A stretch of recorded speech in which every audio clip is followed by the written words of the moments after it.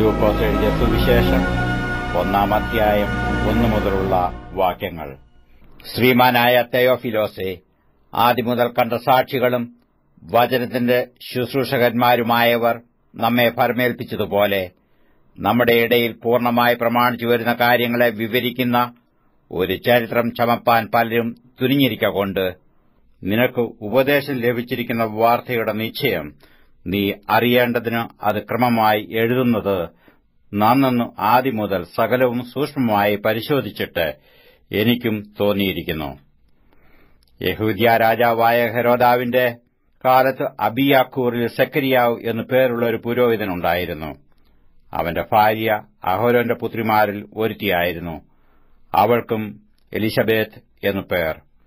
ഇരുവരും ദൈവസന്നിധിയിൽ നീതിയുള്ളവരും കർത്താവിന്റെ സകല കൽപ്പനകളിലും ന്യായങ്ങളിലും കുറ്റമില്ലാത്തവരായി നടക്കുന്നവരും ആയിരുന്നു.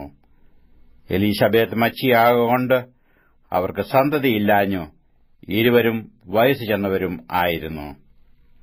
അവൻ കൂറിന്റെ ക്രമപ്രകാരം ദൈവസന്നിധിയിൽ പുരോഹിതനായി ശുശ്രൂഷ ചെയ്തു വരുമ്പോൾ പൌരോഹിത്യ മര്യാദപ്രകാരം കർത്താവിന്റെ മന്ദിരത്തിൽ ചെന്ന് ധൂപം കാട്ടുവാൻ അവന് നറുക്കുവന്നു. ധൂപം കാട്ടുന്ന നാഴികയിൽ ജനസമൂഹം ഒക്കെയും പുറത്ത് പ്രാർത്ഥിച്ചുകൊണ്ടിരുന്നു. അപ്പോൾ കർത്താവിന്റെ ദൂതൻ ധൂപപീഠത്തിന്റെ വലത്തുഭാഗത്ത് നിൽക്കുന്നവനായിട്ട് അവന് പ്രത്യക്ഷനായി. സെക്കരിയാവ് അവനെ കണ്ട് ഭ്രമിച്ചു ഭയപരവശനായി. ദൂതൻ അവനോട് പറഞ്ഞത്, സെക്കരിയാവെ, ഭയപ്പെടേണ്ട. നിന്റെ പ്രാർത്ഥനയ്ക്ക് ഉത്തരമായി നിന്റെ ഭാര്യ എലിശബേത്ത് നിനക്കൊരു മകനെ പ്രസവിക്കും. അവന് യോഹന്നാൻ എന്നു പേരിടേണം. നിനക്ക് സന്തോഷവും ഉല്ലാസവും ഉണ്ടാകും. അവന്റെ ജനനത്തിങ്കൽ പലരും സന്തോഷിക്കും. അവൻ കർത്താവിന്റെ സന്നിധിയിൽ വലിയവനാകും. വീഞ്ഞും മദ്യവും കുടിക്കുകയില്ല. അമ്മയുടെ ഗർഭത്തിൽ വെച്ച് തന്നെ പരിശുദ്ധാത്മാവ് കൊണ്ട് നിറയും. അവൻ ഇസ്രായേൽ മക്കളിൽ പലരെയും അവരുടെ ദൈവമായ കർത്താവിങ്കിലേക്ക് തിരിച്ചുവരുത്തും. അവൻ അപ്പന്മാരുടെ ഹൃദയങ്ങളെ മക്കളിലേക്കും വഴങ്ങാത്തവരെ നീതിമാന്മാരുടെ ബോധത്തിലേക്കും തിരിച്ചും കൊണ്ട് ഒരുക്കമുള്ള ഒരു ജനത്തെ കർത്താവിനു വേണ്ടി ഒരുക്കുവാൻ അവന് മുമ്പായി ഏലിയാവിന്റെ ആത്മാവോടും ശക്തിയോടും കൂടെ നടക്കും. സെക്കരിയാവ് ദൂതനോട്, ഇത് ഞാൻ എന്തൊന്നിനാൽ അറിയും? ഞാൻ വൃദ്ധനും എന്റെ ഭാര്യ വയസ്സു ചെന്നവളുമല്ലോ എന്ന് പറഞ്ഞു. ദൂതൻ അവനോട്, ഞാൻ ദൈവസന്നിധി നിൽക്കുന്ന ഗബ്രിയേലാകുന്നു. നിന്നോട് സംസാരിപ്പാനും ഈ സദ്വർത്തമാനം നിന്നോട് അറിയിപ്പാനും എന്നെ അയച്ചിരിക്കുന്നു. തക്ക സമയത്ത് നിവൃത്തി വരുവാനുള്ള എന്റെ ഈ വാക്ക് വിശ്വസിക്കായകൊണ്ട് അത് സംഭവിക്കും വരെ നീ സംസാരിപ്പാൻ കഴിയാതെ മൗനമായിരിക്കും എന്ന് ഉത്തരം പറഞ്ഞു. ജനം സെക്കരിയാവിനായി കാത്തിരുന്നു. അവൻ മന്ദിരത്തിൽ താമസിച്ചതിനാൽ ആശ്ചര്യപ്പെട്ടു. അവൻ പുറത്തു വന്നാറെ അവരോട് സംസാരിപ്പാൻ കഴിഞ്ഞില്ല. അതിനാൽ അവൻ മന്ദിരത്തിൽ ഒരു ദർശനം കണ്ടു എന്ന് അവർ അറിഞ്ഞു. അവൻ അവർക്കു ആംഗ്യം കാട്ടി ഊമനായി പാർത്തു. അവന്റെ ശുശ്രൂഷകാലം തികഞ്ഞ ശേഷം അവൻ വീട്ടിലേക്ക് പോയി. ആ നാളുകൾ കഴിഞ്ഞിട്ട് അവന്റെ ഭാര്യ എലിശബേത്ത് ഗർഭം ധരിച്ചു. മനുഷ്യരുടെ ഇടയിൽ എനിക്കുണ്ടായിരുന്ന നിന്ന് നീക്കുവാൻ കർത്താവ് എന്നെ കടാക്ഷിച്ച നാളിൽ ഇങ്ങനെ എനിക്ക് ചെയ്തു തന്നിരിക്കുന്നു എന്ന് പറഞ്ഞു 5 മാസം ഒളിച്ചു പാർത്തു. 6-ാം മാസത്തിൽ ദൈവം ഗബ്രിയേൽ ദൂതനെ നാസറേത്ത് എന്ന ഗലീല പട്ടണത്തിൽ ദാവീദ് ഗൃഹത്തിലുള്ള യോസഫ് എന്നൊരു പുരുഷന് വിവാഹം നിശ്ചയിച്ചിരുന്ന കന്യകയുടെ അടുക്കൽ അയച്ചു. ആ കന്യകയുടെ പേർ മറിയ എന്ന് ആയിരുന്നു.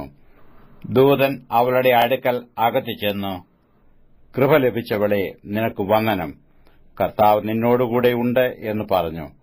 അവൾ ആ വാക്ക് കേട്ട് ഭ്രമിച്ചു, ഇത് എന്തൊരു വന്ദനം എന്ന് വിചാരിച്ചു.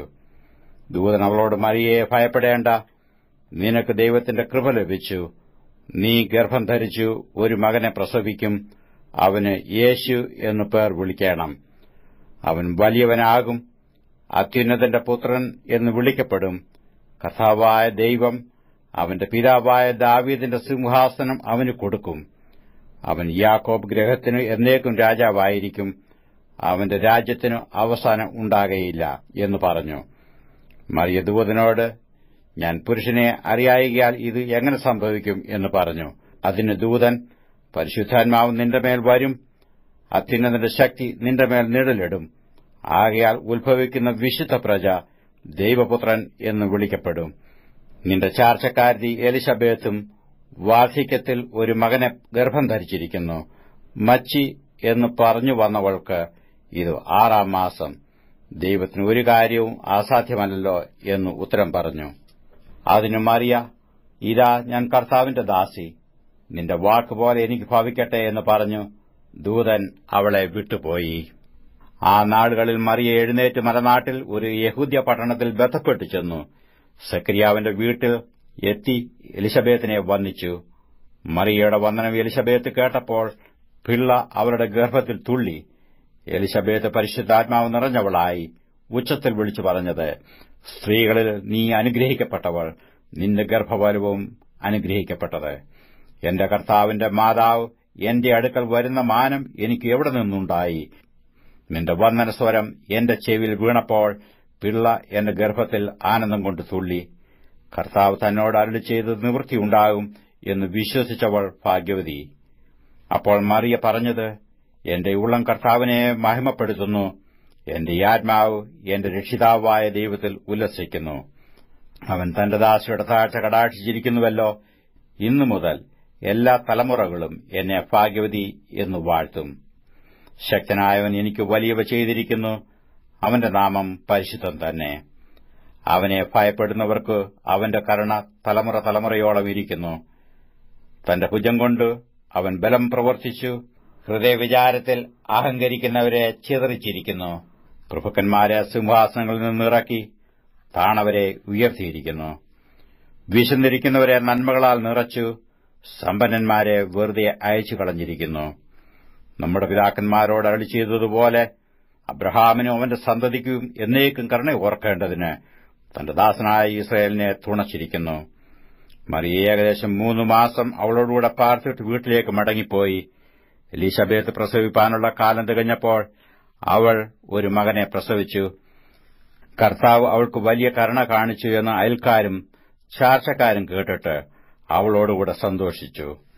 8-ാം നാളിൽ അവർ പൈതലിനെ പരിച്ഛേദന ചെയ്യുവാൻ വന്നു. അപ്പന്റെ പേർ പോലെ അവന് സക്കരിയാവ് എന്നു പേർ വിളിപ്പാൻ ഭാവിച്ചു. അവന്റെ അമ്മയോ, അല്ല, അവന് യോഹന്നാൻ എന്നു പേരിടേണം എന്ന് പറഞ്ഞു. അവർ അവളോട്, നിന്റെ ചാർച്ചയിൽ ഈ പേരുള്ളവർ ആരും ഇല്ലല്ലോ എന്ന് പറഞ്ഞു. പിന്നെ അവന് എന്തു പേർ വിളിപ്പാൻ വിചാരിക്കുന്നു എന്നു അപ്പനോട് ആംഗ്യം കാട്ടി ചോദിച്ചു. അവനൊരു എഴുത്തുപലക ചോദിച്ചു. അവന്റെ പേർ യോഹന്നാൻ എന്നെഴുതി. എല്ലാവരും ആശ്ചര്യപ്പെട്ടു. ഉടനെ അവന്റെ വായും നാവും തുറന്നു. അവൻ സംസാരിച്ചു ദൈവത്തെ സ്തുതിച്ചു. ചുറ്റും പാർക്കുന്നവർക്ക് എല്ലാം ഭയമുണ്ടായി. യഹൂദ്യ മലനാട്ടിൽ എങ്ങും ഈ വാർത്തയൊക്കെയും പരന്നു. കേട്ടവർ എല്ലാവരും അത് ഹൃദയത്തിൽ നിക്ഷേപിച്ചു. ഈ പൈതൽ എന്താകും എന്ന് പറഞ്ഞു. കർത്താവിന്റെ കൈ അവനോടുകൂടെ ഉണ്ടായിരുന്നു. അവന്റെ അപ്പനായ സക്കരിയാവ് പരിശുദ്ധാത്മാവ് നിറഞ്ഞവനായി പ്രവചിച്ചു പറഞ്ഞത്, ഇസ്രായേലിന്റെ ദൈവമായ കർത്താവ് അനുഗ്രഹിക്കപ്പെട്ടവൻ. അവൻ തന്റെ ജനത്തെ സന്ദർശിച്ച് ഉദ്ധാരണം ചെയ്യുകയും ആദ്യമുതൽ തന്റെ വിശുദ്ധ പ്രവാചകന്മാർ മുഖാന്തരം അരുളി ചെയ്തതുപോലെ നമ്മുടെ ശത്രുക്കളുടെ വശത്തുനിന്നും നമ്മെ പകയ്ക്കുന്ന ഏവരുടെയും കൈയിൽ നിന്നും നമ്മെ രക്ഷിപ്പാൻ തന്റെ ദാസനായ ദാവീദിന്റെ ഗൃഹത്തിൽ നമുക്ക് രക്ഷയുടെ കൊമ്പ് ഉയർത്തുകയും ചെയ്തിരിക്കുന്നത്. നമ്മുടെ പിതാക്കന്മാരോട് കരുണ പ്രവർത്തിക്കേണ്ടതിനും നമ്മുടെ ശത്രുക്കളുടെ കൈയിൽ നിന്ന് രക്ഷിക്കപ്പെട്ട് നാം ആയുഷ്കാലമൊക്കെയും ഭയം കൂടാതെ തിരുമുമ്പിൽ വിശുദ്ധിയിലും നീതിയിലും തന്നെ ആരാധിപ്പാൻ നമുക്ക് കൃപ നൽകുമെന്നും അവൻ നമ്മുടെ പിതാവായ അബ്രഹാമിനോട് ചെയ്ത സത്യവും തന്റെ വിശുദ്ധ നിയമവും ഓർത്തതും കൊണ്ട് ആകുന്നു. നീയോ പൈതലേ, അത്യുന്നതന്റെ പ്രവാചകൻ എന്ന് വിളിക്കപ്പെടും. കർത്താവിന്റെ വഴി ഒരുക്കുവാനും നമ്മുടെ ദൈവത്തിന്റെ ആർദ്രകരുണയാൽ അവന്റെ ജനത്തിനു പാപമോചനത്തിൽ നിന്ന് രക്ഷാപരിജ്ഞാനം കൊടുപ്പാനുമായി നീ അവന് മുമ്പായി നടക്കും. ഇരുളിലും മരണനിഴലിലും ഇരിക്കുന്നവർക്ക് പ്രകാശിച്ചു നമ്മുടെ കാലുകളെ സമാധാന മാർഗത്തിൽ നടത്തേണ്ടതിന് ആ ആർദ്രകരുണയാൽ ഉയരത്തിൽ നിന്ന് ഉദയം നമ്മെ സന്ദർശിച്ചിരിക്കുന്നു. പൈതൽ വളർന്നു, ആത്മാവിൽ ബലപ്പെട്ടു. അവൻ ഇസ്രായേലിന് തന്നെത്താൻ കാണിക്കുന്നാൾ വരെ മരുഭൂമിയിൽ ആയിരുന്നു.